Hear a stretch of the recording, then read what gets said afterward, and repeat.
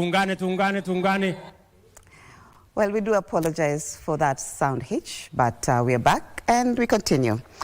A very good morning from wherever you're joining us. This is Good Morning Kenya. My name is Marie Yambo, and today is Thursday, meaning that it's Entertainment Thursday. Vivian Degwa will be here together with DJ Unique to just take you through the show. My colleague Mike Megwe is also in the studio and will be taking you through some interview on youth and politics. So you want to stay tuned if you can.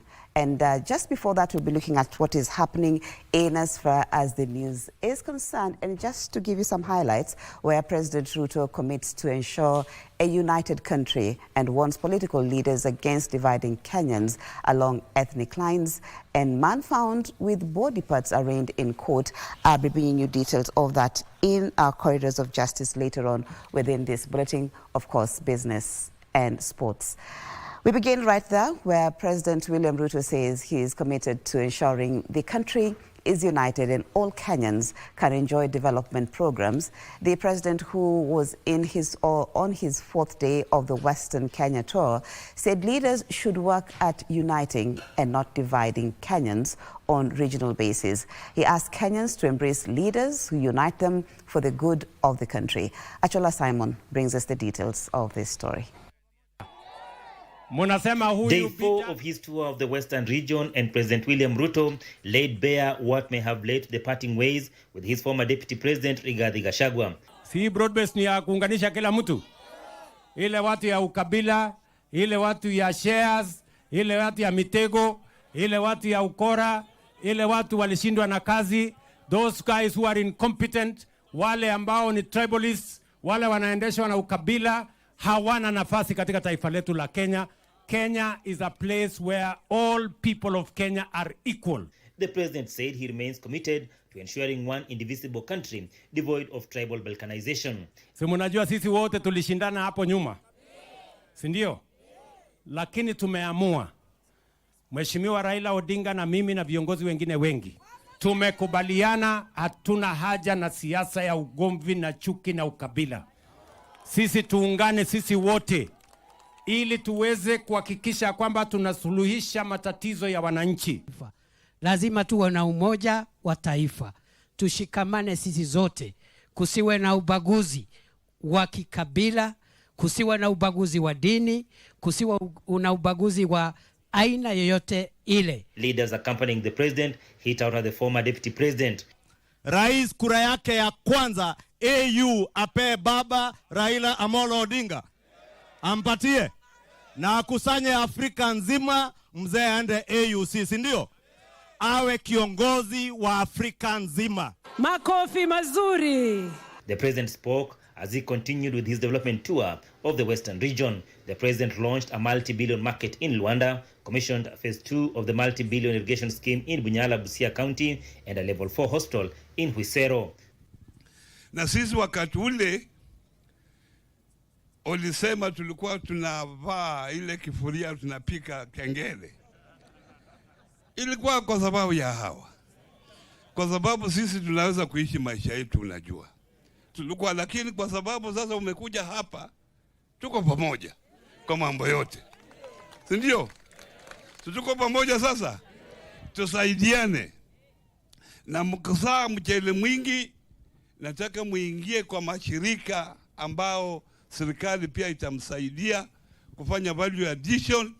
President Ruto will continue with his tour of the Western region on Thursday in Busia, Bungoma, and Vihiga counties. Still keeping with the president tour of the Busia County, President William Ruto says the Kazi Maju initiative, a program designed by his administration to secure jobs for Kenyans through overseas labor mobility, is yielding positive results. President Ruto, who spoke in Busia, noted that numerous agreements signed between his government and foreign nations have enabled many unemployed young Kenyans access job opportunities. You can see it's already indicated irrigation. President William Ruto on Wednesday morning was where he announced that the Kenyan government was investing 130 million shillings to extend the dike in Budalangi to address the lack of backflow and restore arable agricultural land. Tumeweka gates tumetengeneza intake, imetuchukua karibu shilingi bilioni 4 kukamilisha ile phase 1.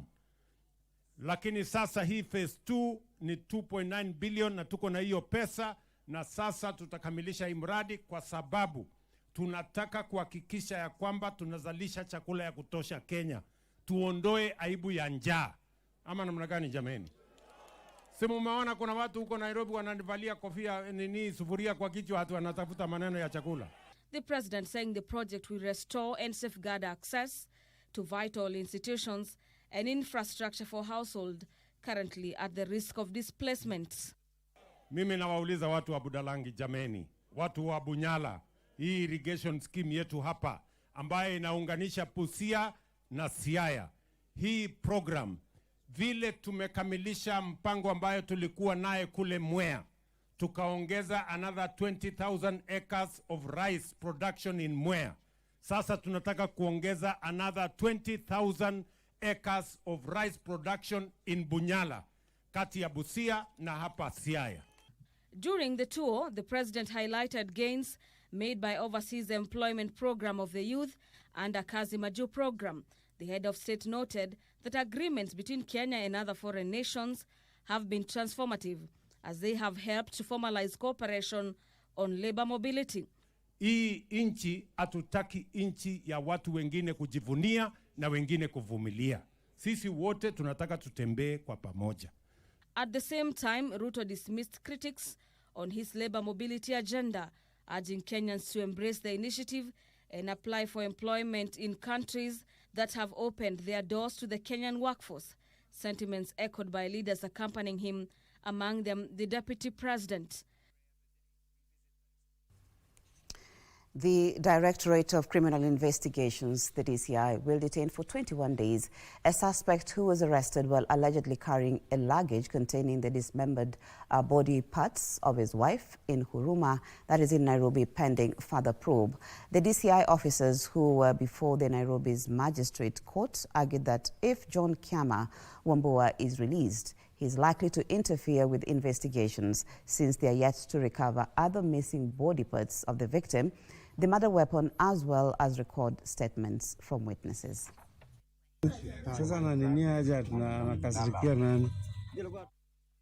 Imagine meeting with a young man carrying body parts of a human being in a sack like luggage. Well, these were the sceneries that police officers found during their patrol on Tuesday in Huruma Estate, Nairobi. Upon interrogating the suspect, preliminary investigation found that John Kiama Wambua quarreled with his wife in their house in the area before it turned tragic. And on Wednesday, the DCI officers sought orders to hold the suspect for 21 days, which the court granted. A postmortem report is yet to be conducted. The same body is still lacking other body parts which are yet to be recovered. We are yet to conduct a mental assessment in the respondents. The court was informed that after the arrest and interrogation, the suspect led the officers to his residence, where a search was conducted and the head with eyes got out and other body parts were found. Milimani Trial Magistrate Gilbert Chico allowed the application by the DC officers from Starehe Sub-County to enable them to recover the other body parts that are still missing. Your Honor, the incident is in the public domain and the applicant is apprehensive that if released, the members of the public might lynch him due to the nature of the offenses. The court has ordered Wambua be remanded until 17th of February when the case will be mentioned. Ruth Wamboi for Good Morning, Kenya. Thank you, Ruth Wamboi. Now, a section of Inua Jamii Cash Transfer Program beneficiaries in Murang'a County have decried the inefficiencies caused by the shift from accessing the funds through commercial banks to mobile banking. Beneficiaries from Murang'a and Marsabit counties that were earmarked for pilot program say the process has hitches and should be addressed before a countrywide rollout by the Ministry of Labour and Social Protection. John Kahiro reports. The recent move by the government to shift access to Inua Jamii cash transfer program from the 6 commercial banks to mobile banking through M-Pesa appears to be running into headwinds, with beneficiaries alleging inefficiencies. In Murang'a County, one of the counties from which the program is being piloted, beneficiaries claim the transition has been hit by technology glitches, locking them from accessing the funds. A visit to the Telefonica Safaricom shop in Murang'a town, where beneficiaries with such challenges are being referred, paints a grim picture of frustrated yet needy Kenyans.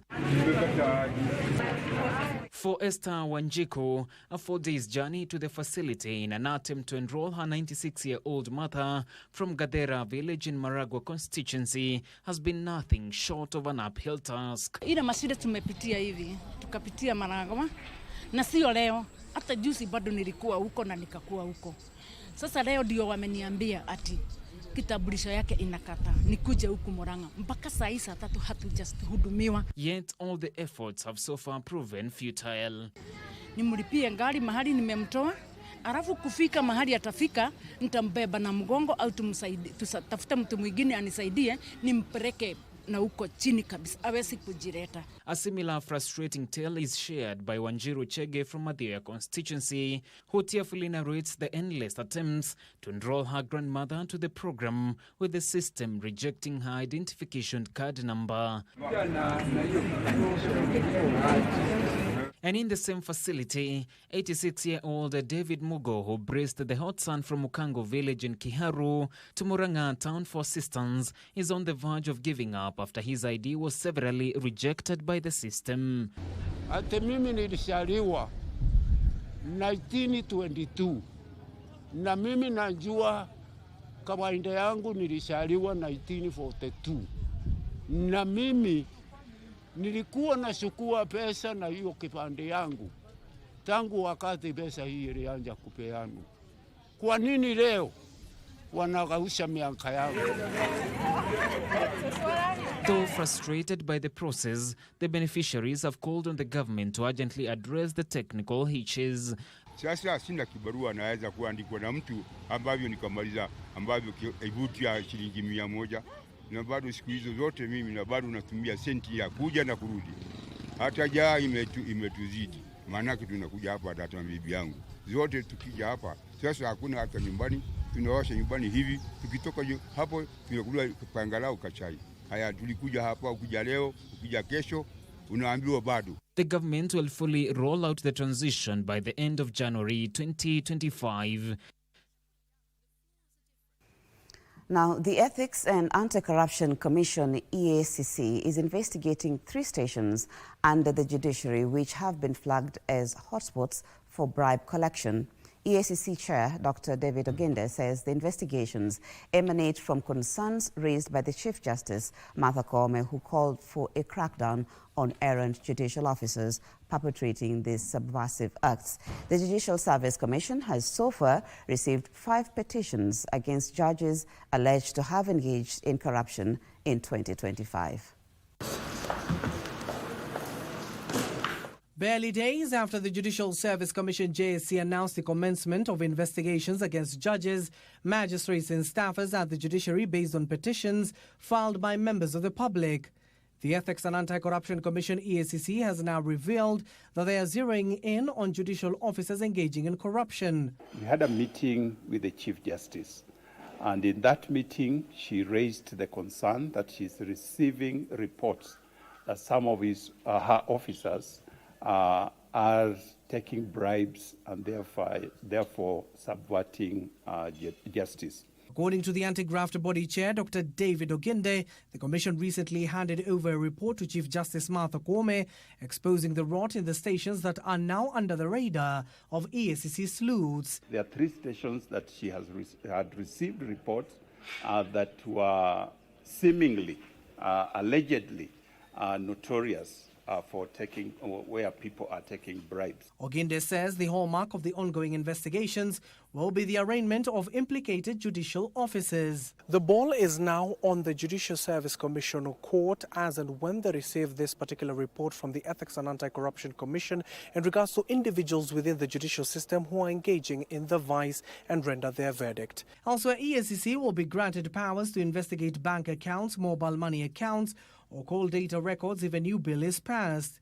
The Anti-Corruption Laws Amendment Bill 2025, sponsored by the Attorney General Dorcas Oduor, seeks to amend the Anti-Corruption and Economic Crimes Act to aid investigations.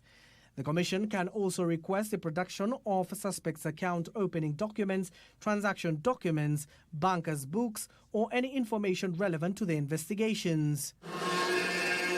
This even as the Commission oversaw the launch of the National Integrity Academy Strategic Plan 2024-2028, meant to complement other initiatives undertaken by the Commission. The unveiling of this strategic plan represents not just the culmination of months of diligent effort, but also the beginning of a transformative journey towards a more transparent and a just nation.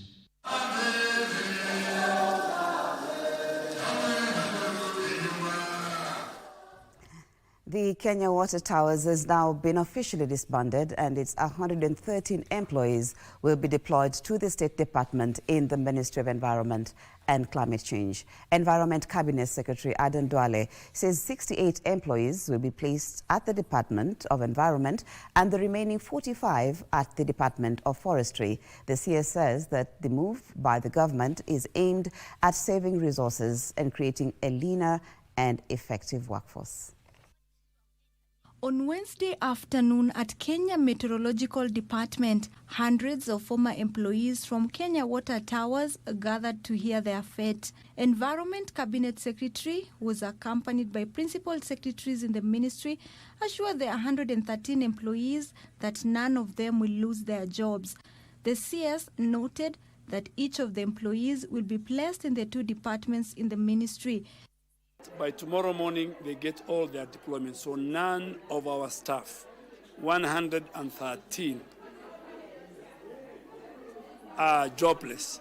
They have transitioned to the Ministry of Environment, Climate Change, and Forestry and its agencies. In the past, these reforms have resulted in staff losing their jobs in big numbers.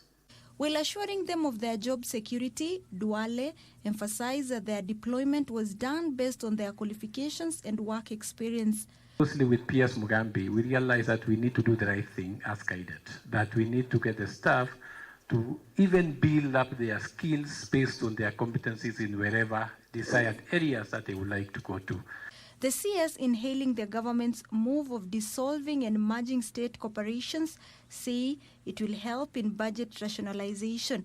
So even the assets, movable assets, vehicles and everything, the way we have distributed 68 to State Department for Environment, they will have more assets. Then the other vehicles and other assets will go to the State Department for Forestry. Plans, according to the CS, are on to create a directorate that will handle net fund once moved to the ministry. So we'll send an amendment to Parliament. They amend for us, so they remove that clause. And then the National Environmental Trust Fund will also, with all the staff, I think they have about 40 staff, they will join our ministry as a directorate.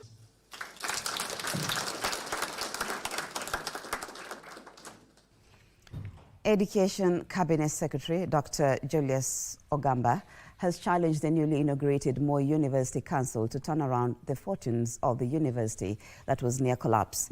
The Cabinet Secretary says the government is determined to restore the institution of higher learning to its former glory. He was speaking on Wednesday during the inauguration of the new University Council to be chaired by Professor Noah Midamba. In Eldoret, Education CS Julius Ogamba inaugurating the new Moi University Council appointed last week, tasked with the responsibility of saving the institution from collapse. Ogamba says the changes at the university were part of a broader strategy by government to restore order and normalcy in the operations of the university, a task he acknowledges will not be a walk in the park.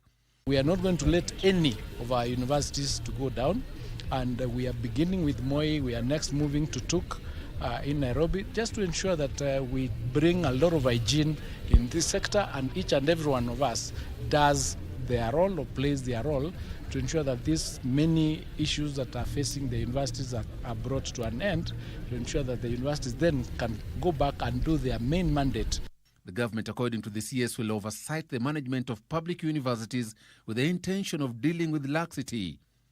Meanwhile, CS Ogamba has disclosed that the government is in the process of streamlining the new university funding model, which the High Court declared unconstitutional last year. We've taken into account the many suggestions from the public, and we'll be working on that model to ensure that the next cohort comes in with a model that fits the purpose, so that whatever challenges that were there with MTI, we are looking at it and we are cleaning it up. I look at business now, where Kenya's economy is projected to expand 4.9% this year, fueled by a resilient services sector and favorable weather that will power the agriculture sector. This is according to Institute of Public Finance CEO James Muragori, who, however, says politics, credit access to the private sector, and intensity of rains are the likely key risks to economic expansion. The National Treasury has projected the economy to expand 5.3% this year. However, the Institute of Public Finance is predicting a slower growth rate of 4.9%, and this is why. Towards the end of 2024, many regions did not receive adequate rainfall. So if we fail to harvest adequately, this will feed into 2025, where food prices are likely to start shooting. We expect that the economy will have a stagnation or even a slowdown, despite us experiencing a decline in inflation. We still can't find what would have fundamentally changed to allow for 5.3 growth. It's a very ambitious target, with very ambitious tax correction targets. One could also argue there are some sectors where people are realizing good growth, like the financial sector. Look at the banking sector, it's doing well. Look at the agricultural sector, we had a bamba harvest last year, and also some areas where you could say there is positivity. He is concerned about lower credit to the private sector in recent months as banks remain resistant to reduce lending rates despite a drop in the benchmark lending rate and lower disposable income in households. There's need for much more to be done from a monetary policy perspective, and especially with regards, for example, to cash reserve ratio by central bank. While that could be the last resort that the central bank has, we need to start easing off from 4.3% to something close to 2.5%, with provision that the resources available, the banks could be directed and guided and working within their risk profiles. The rate of inflation has remained lower over the last 1 year, and Muragori says it is a signal for subdued demand that could be stimulated through government incentives to both households and businesses. We should be exploring other options. And if we can refer to our notes, what did we do during the COVID period? We can have fiscal stimulus, that is targeting our private sector. He is calling for implementation of reforms that will widen the tax base. From business, we look at sports. Kenya Police FC took command of the FKF Premier League standings after they beat Bandari by 3 goals without any reply at the Machakos Stadium in one of the 3 midweek matches played yesterday. Defending champions Gor Mahia were also back to their winning ways against Sofapaka, whom they beat 2-0. Marvin Nabwiro scored the opener for Police FC in the 10th minute before Clinton Kinanga made it 2-0 10 minutes later.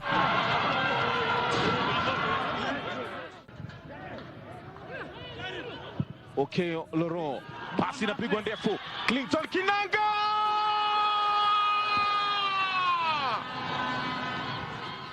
Bandari tried to reduce the deficit before the breather, but all in vain. The second half saw both teams miss scoring opportunities before policemen decided to seal matters with that in the 86th minute through Jesse Were.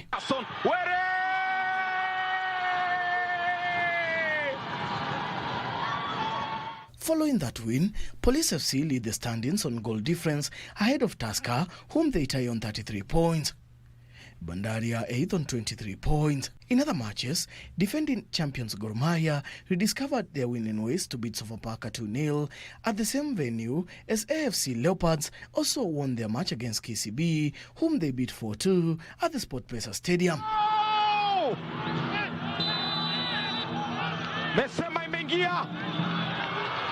The sports news brings us to the end of the news this morning. Thank you once again for taking your time to start today with us here on Good Morning Kenya. My name is Marie Yambo. Coming up next is my colleague, Mike Migwi. He'll be bringing you an interview on youth and politics.